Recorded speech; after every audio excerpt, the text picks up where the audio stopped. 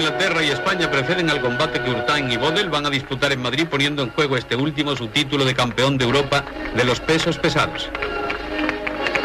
Campeonato de Europa de los pesos pesados. Urtain, José Manuel Ibar, el tigre de Cestoa, para volver a escribir Bendito paseo por la zona cercana donde estaba enterrado, que le dio la idea a nuestro invitado. Bernardo Achaga, un Ongi-etorri, bienvenido, Bernardo. Eskerrik asko, que estoy muy contento aquí. ¿Por qué? Porque la tumba de Urtain no estaba y ese paseo fue el inicio de todo lo que hoy podemos leer, que son golondrinas. Claro, creo que es siempre así, al menos en determinado tipo de novelas. Hay un punto de partida, hay un pequeño choque, si quieres un pequeño calambre, sí. Y ese calambre luego te hace mirar, ¿no? A ver qué ocurre aquí. A mí me pasó en ese, como he contado, en esa visita a Cestona y pregunté por la tumba y me dijeron no está. Entonces me llamó tanto, porque parecía un tema barroco, ¿verdad? Es como el Vanitas, ¿no? Sí, es decir, que ese cuadro del príncipe enjaezado que luego tiene una calavera, como diciendo, bueno, esto pasará y serás calavera. Bueno, entonces el tema era muy barroco. Bueno, yo procuré salirme del tema barroco, porque es conocido, pero bueno, ese fue el punto de... Era un poco triste ver allí la hierba era verde, tenía un muy bonito color. Porque nadie decidió administrativamente volver a poner esa tumba en su lugar. O sea, el silencio y la nostalgia, ¿no?, de todo lo que fue el tigre de Cestoa, el gran hombre, Urtain. Bueno, para mí el tema no es ni el barroco, ni siquiera es la historia de, como se suele decir, de los juguetes rotos, que tampoco es tan interesante. Pero a mí la historia es la del desamparo de un personaje que deja un primer espacio, que es el suyo, donde está protegido en la niñez, en la juventud, lo deja, salta a otro espacio y ese otro espacio lo destruye. Fíjate que, lo puedo decir, cuando pregunté a un compañero suyo de la escuela, que por casualidad estaba cerca, le pregunté, ¿y cómo era? Porque no había nada. ¿Y cómo era la lápida? ¿Te acuerdas? Y me dijo, sí. Entonces me dijo que había un buey, es decir, el grabado de un buey con las golondrinas y tal. Y entonces le pregunté, ¿y de boxeo ninguna referencia? Y me dijo, ninguna.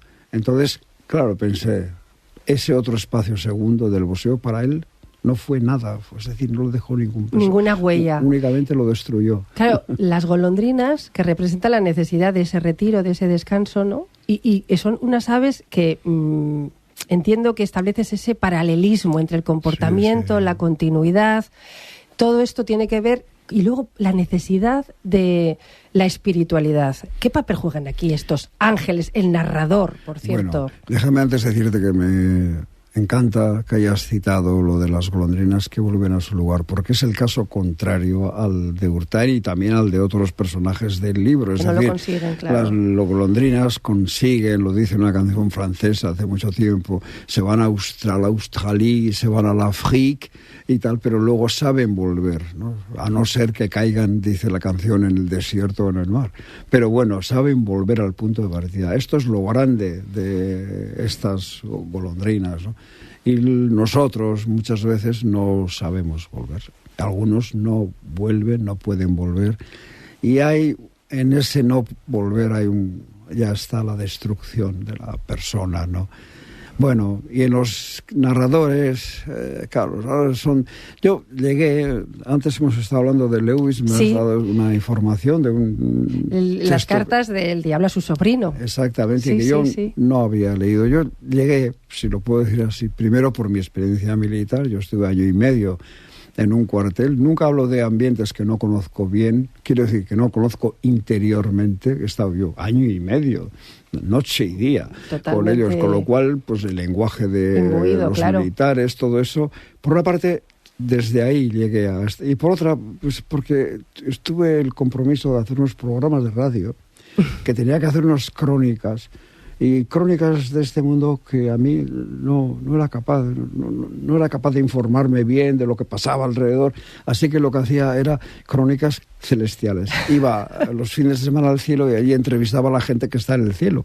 Y entonces en ese cielo, podría ser un buen podcast hoy mismo, podría ser un buen programa de radio, Bernardo. Sí, bueno, pues... Estoy convencida. Bueno, que conste que al final resultaba divertido esto del cielo, porque... Y de ahí a la novela, ¿no? De ahí a la novela. Claro, porque aparecía... Era todo demasiado monótono con los ángeles de la guarda, que siempre me daban de la razón, y entonces inventé lo del diablo de la guarda, que continuamente me boicoteaba. Lo que estaba allí de Strangis, en el cielo. Claro. ¿Qué reivindicamos hoy aquí en Euskadi con esta figura de que yo no sé si es ángel o demonio, Urtain? Bueno, no reivindicamos sino recordamos. Es como en la Edad Media que se explicaba todo por ejemplos. No, un ejemplo no obliga a nada, no es autoritario. Lo único que te dice el ejemplo es esto ocurrió con aquel, esto se comportó de esa manera y luego... Entonces tú aprendes de esos ejemplos, es como, se diría, escarmentar en cabeza ajena. ¿No? Y entonces en este caso lo que debemos aprender, bueno, probablemente, no sé si debemos aprender... Bueno, cada uno debe pensar en sus cosas. Yo digo, cuando se dejan los espacios propios, primeros, infancia, hay que tener cuidado, porque el viaje luego puede ser delicado, peligroso. Yo estoy convencida que este mensaje se puede dejar encima de la mesa de muchas familias ahora. Nuestros hijos salen, buscan un futuro mejor, evidentemente a veces empujados por las circunstancias locales o porque aquí se habla mucho de retener el talento y no se consigue. Sí. Y aquí puede ser una especie de mapeo, ¿no? También. Ahí tendría una aplicación directa, y es que, bueno, yo muchas veces, cuando he estado por ahí fuera, me he encontrado, bueno, ya el acabose es en Nueva York, que tiene una especie de aura. Y bueno, entonces yo cuántas veces he pensado allí, cuando me he encontrado con gente que había salido de aquí, que viven allí, claro, en Nueva York, claro, si vives en el Empire State Building, pues sí, pero si vives allí a 2 horas en metro de tal, bueno, entonces a la gente que había emigrado, yo los veía allí, por decirlo rápido, muy colgados.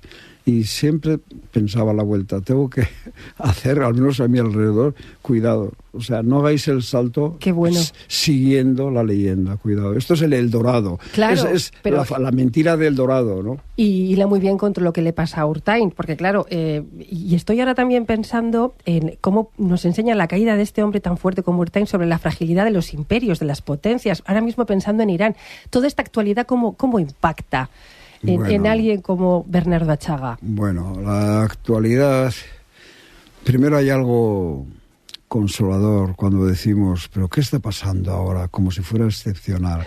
Esto forma parte de nuestro consuelo. En realidad siempre ha sido así. Es decir, que no solamente está Hitler, antes estuvo el rey Leopoldo de Bélgica, que fue responsable de la muerte de 10 millones de congoleños. Es decir, bueno, la guerra entre Tutsis y Hutus, que fue promovida, como dijeron muy bien los misioneros, fue promovida por Francia. O sea, es decir, que no sé, es decir, vamos a consolarnos, vamos a pensar que este es un caso especial lo que está ocurriendo, que un orate significa loco, que un orate tenga ahora mismo el mayor poder mundial. Bueno, pues debemos pensar que a lo mejor ya ha ocurrido antes y que la única esperanza es pensar, de lo de antes hemos sobrevivido algunos. Bueno, también de lo de ahora sobrevivirán, pero el momento es muy... no lo sé. Es muy dramático, porque, por ejemplo, con la inmigración, no vamos a ir lejos. ¿Qué ocurre? Que el peso del mundo es tal ahora, la realidad es tan insoportable para mucha gente, pero es insoportable porque ve lo que gana tal señor, que lo luce aquí y allá. Ahora se ve todo. Eso y tal. Bueno, entonces, que se siente disminuido. Y en esa disminución, en esa falta de lo que llamaríamos narcisismo, su narcisismo sufre, porque claro, se compara, entonces busca a alguien que esté por debajo. Y él... Es terrible.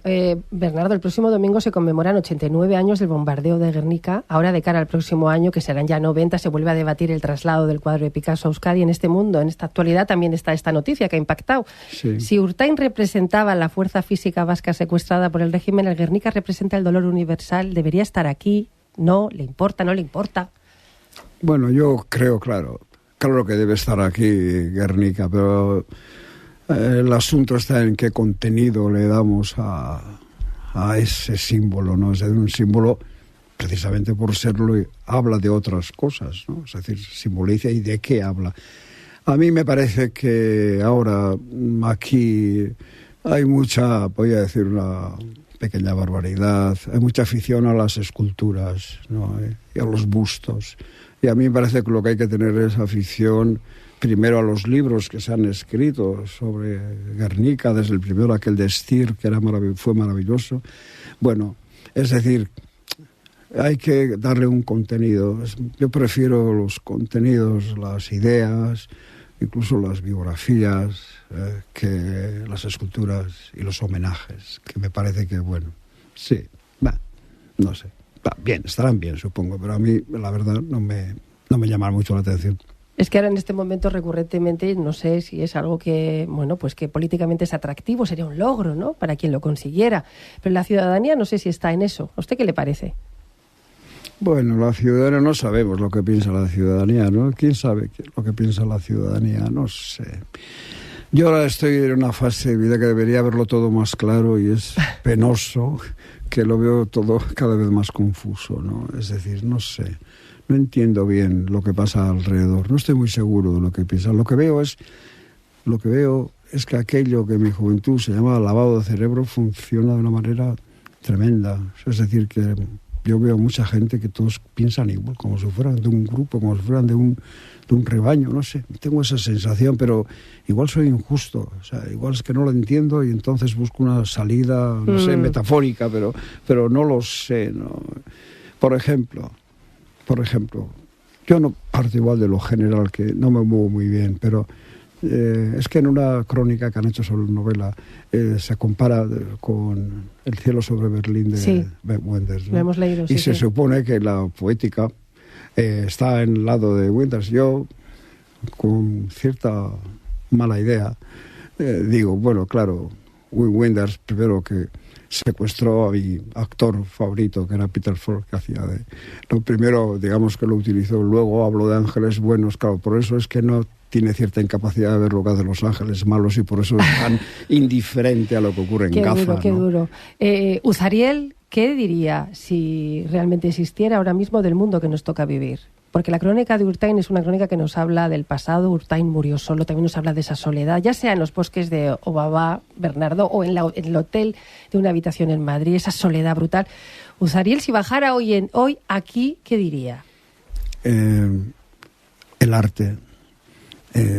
Ir a ver exposiciones de pintura, escuchar música, leer libros, todo lo que es bueno. La gran puerta para la felicidad es el arte.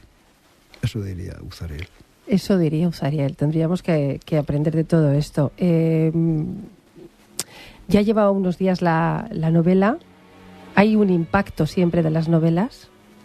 No sé cuál está siendo Bernardo, porque quiero recordar que todo el mundo dirá, pero no dijo este hombre que sé que... Aquí lo dijo, que lo dejaba.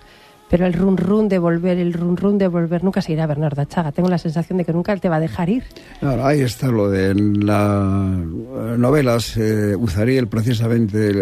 El ángel caído, voy a decírselo a los oyentes porque igual no lo he explicado bien. El ángel caído es ángel militar. También militar, Está claro. caído, pero bueno, es militar y actúa fuertemente. Bueno, los ejércitos. No, pues él al pintor que está en horas bajas y que se acuerda concretamente de las golondrinas bajo la lluvia y que está triste, para decirlo rápidamente, le dice... Pero tienes en tu interior, digamos, el antídoto, que es las ganas de pintar.